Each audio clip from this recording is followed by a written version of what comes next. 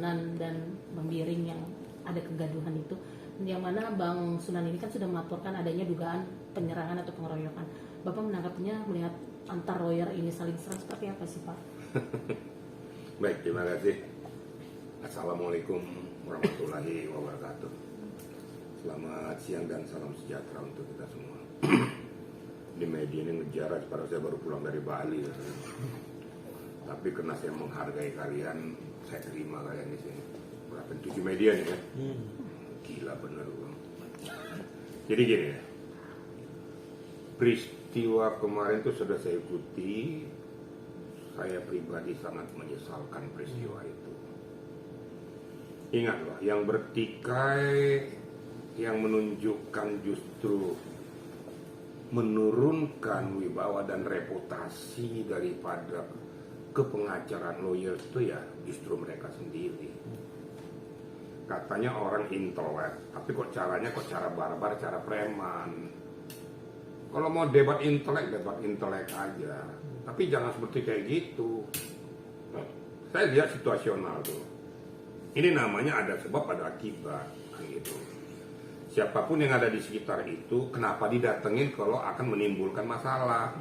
Bukan berarti kita dianggap jantan, tapi kita meminimize supaya jangan terjadi persoalan baru. Ini saya katakan tuh, mengalah untuk menang itu kan nggak salah. Jangan menunjukkan gue loh, gue kesatria nih, gue nggak takut, nggak usah lah, sudahlah. Untuk apa kayak gitu? Nah, akibatnya terjadi seperti ini. Nah, sadar nggak kedua belah pihak ini bahwa justru menjatuhkan marwahmu, wibawamu, kau menyandang profesi lawyers yang dikatakan mengerti dan taat hukum. Tapi kau sudah justru menabrak barikade hukum itu sendiri. Dan kalian pertontonkan peristiwa yang tidak mengenakan ini. Peristiwa yang justru merusak reputasi daripada lawyers. Itu yang sangat saya sayangkan. Gitu loh kira-kira ya. Tapi Pak, kalau bisa dibilang tuh sebelum adanya kisah tersebut kan sempat diadakannya debat ya Pak untuk menyelesaikan ini semua, tapi malah berakhir kericuhan. Kan saya bilang debat intelek itu ya sah saja, namanya juga arena diundang itu kan untuk memberikan argumentasi tentang apa yang dia ketahui tentang suatu pokok masalah. Tapi kan menggunakan otak, bukan menggunakan otot. Selesai dari area persidangan ya udah selesai, salaman lagi udah selesai. Itu namanya orang yang mempunyai intelektual, ya. Belajar kita sekolah, belajar menahan diri, belajar menahan perasaan. Akibat terjadilah situasional itu. Yang lebih menggelikan bagi saya itu pakai laporan lagi. Apa yang mau dilaporkan juga? Ya, nggak usah lah kita sok-sok jagoan kita di arena ini. Udahlah sama-sama mengerti, kita sama-sama lawyers kok. Kita juga tahu batasan-batasan di mana. Namun karena sudah dilakukan silakan saja. Nah yang lebih sialnya lagi, ini biar perlu saya sampaikan juga. Sudah saya laporkan ke polisi gini. Terus di buntutnya terakhir, kalau kamu berhadapan dengan saya di luar. Kita lihat siapa yang lebih laki-laki. Loh, ini kan berarti kontraproduktif dong dengan apa yang dia laporkan. Kemudian dia menunjukkan kejagoannya. Itu perilaku lawyers nggak itu? Lawyer tuh pakai otak, bukan pakai otot. Itu loh, pakai otot di ring tinju, bukan di situ. Saya tahu situasional tuh apa penyebabnya, bagaimana permasalahannya. Ya, kalau nggak salah hadir di situ juga Dua Lipa, kalau nggak salah ada di situ, ada Pak Gayus juga, ya, ada di situ Julianus Sembiring, ada di situ juga si apa? Sunan. Bukan siapa? Fahmi Bamit. Fahmi Bamit, ya termasuk dia. Sampai lupa lagi saya namanya waktu. Sunan Kalijaga tuh, sampai lupa saya tuh. Karena ada orang-orang intelek yang muncul, sudah menimba ilmu, ya sudah selesaikan saja di arena itu. Keluar dari arena itu sudah tidak ada permasalahan lagi. Jangan dibawa-bawa keluar, seolah-olah menunjukkan kita sebagai orang jagoan. Itu kan gaya-gaya preman tuh. Apakah pantas seorang lawyers menggunakan dengan gaya-gaya preman? Tanya aja diri sendiri. Pahami dengan baik, orang menilai kalian itu sangat kecil. Berarti tidak menggunakan otak. Kita juga bisa seperti itu, ya. Jadi nggak usah lah, saudara. Kalau kita mau menimba ilmu yang benar, bukan ilmu lapangan, ilmu otot. Ya, gitu rekan-rekan ya. Oke, Pak, ini kan bisa dibilang perdebatan ini kan menjadi konsumsi publik, bahkan semalam sempat ditayangkan juga di TV nasional adalah untuk mengangkat kekisruhan pada sidang Nikita Mirzani, ya Pak. Yang Bapak lihat sendiri mungkin seperti apa sih nih, Pak? Ya ini yang saya sayangkan ya. Bukannya menyelesaikan suatu pokok permasalahan tentang masalah Nikita Mirzani, tapi kan jadi membuat jadi seolah-olah bahwa persoalan Nikita Mirzani jadi persoalan yang sangat-sangat booming. Kasihan Nikitanya gitu loh. Saya setuju dengan apa yang dikatakan oleh Pak Bahmid waktu itu ya. Bukan berarti laporkan saja, itu kan kena mungkin kekesalan daripada ibu hakim atau siapa pemimpin itu. Tapi kan kalau dilaporkan silakan saja, itu kan hak juga. Tapi apa yang dikatakan Pak Bahmid itu bahwa itu kan haknya Nikita untuk minta supaya diperdengarkan. Dan akhirnya pada saat yang sidang yang keduanya itu setelah disebutkan masalah flash disk, kan hakim sudah mengatakan bahwa tunggu waktunya momen berikutnya. Apakah di momen pembuktian nanti silakan Nikita kan menggali pokok permasalahan dan menyampaikan apa isi flash disk itu. Kemarin saya udah dengar tuh Bahmid udah benar ngomongin Bahmid tentang itu, ngomongnya hakim kok. Jadi nggak ada yang salah. Jadi jangan dipolitisir, laporkan saja masalah flash disk itu. Nah yang perlu kita ketahui dan kita pahami dan harus hati-hati, ya, dari mana dapat rekaman itu?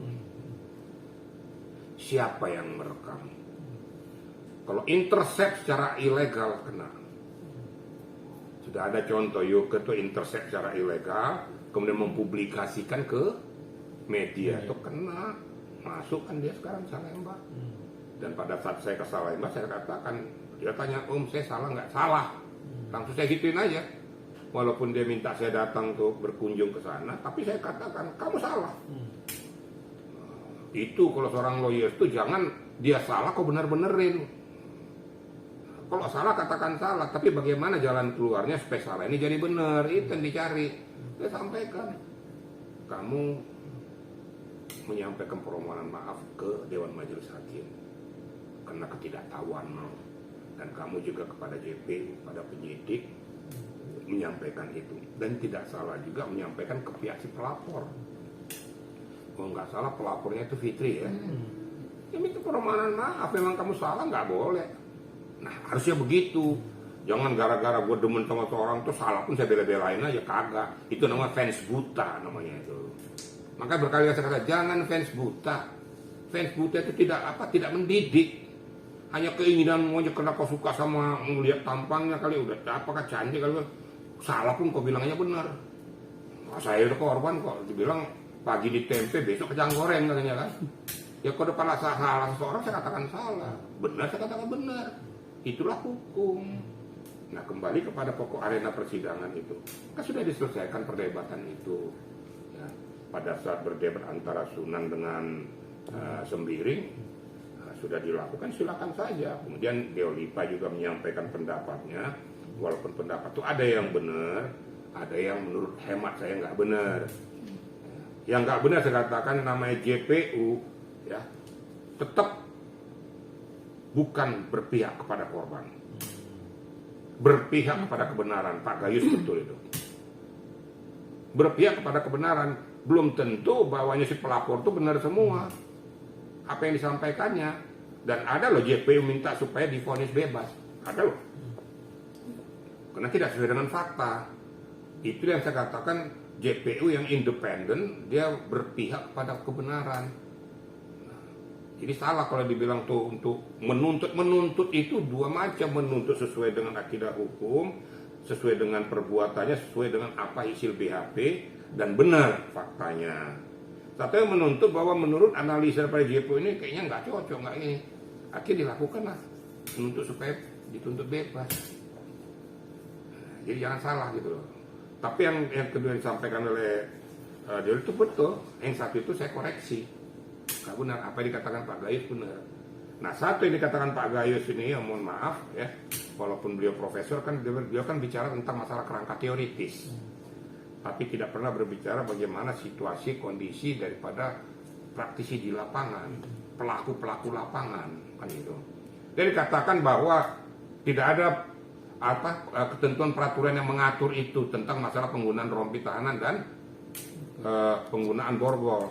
Ingat, itu SOP sudah berlaku internasional dan berlaku dan sah secara hukum dan dituangkan juga baik di kejaksaan maupun di kepolisian maupun di KPK. Tujuannya itu tadi, satu untuk supaya jangan melarikan diri, yang kedua supaya jangan mulai perbuatannya atau melukai orang lain, yang ketiga justru takutnya dia melakukan langkah tindakan yang merugikan diri sendiri. Untuk meminimais ini makanya dilakukan itu SOP itu, supaya jangan timbul masalah baru. Kalau masalah rompi itu untuk membedakan dia dengan orang lain, orang umum. Kemudian ini tahanan daripada kejaksaan bentuknya seperti ini. Untuk tahanan kejaksaan nih, ini tahanan daripada kepolisian, ini tahanan KPK. Nah, dengan umum kan berbeda nih. Nah, berarti dia memang statusnya sebagai tahanan. Oke. Jadi SOP berlaku sah. Nah, jadi saya luruskan aja. Jadi mana yang benar, mana yang salah gitu. Ya, gitu kira-kira ya. Pak, melihat yang kemarin juga ada perdebatan antara si Fahmi Bahmit dengan Julian Sembiri yang mempermasalahkan tentang content of court. Nah, itu pandangan Bapak tentang hal itu seperti apa? Jadi gini, memang itu namanya content of court. Memang undang-undang tentang content of court itu belum ada. Itu kan bahasa Inggris, content of court itu. Kalau di harfiah kan dalam bahasa Indonesia, itu membuat ricuh persidangan, membuat persidangan jadi tidak berjalan dengan sistematis, kemudian merusak marwah, harkat martabat daripada arena sidang pengadilan. Ya dikenakan, dia mencemarkan wibawah daripada pengadilan itu artinya itu. Makanya dikenakanlah undang-undang itu. Memang undang-undang content of court belum diperlakukan, itu diberlakukan di luar negeri.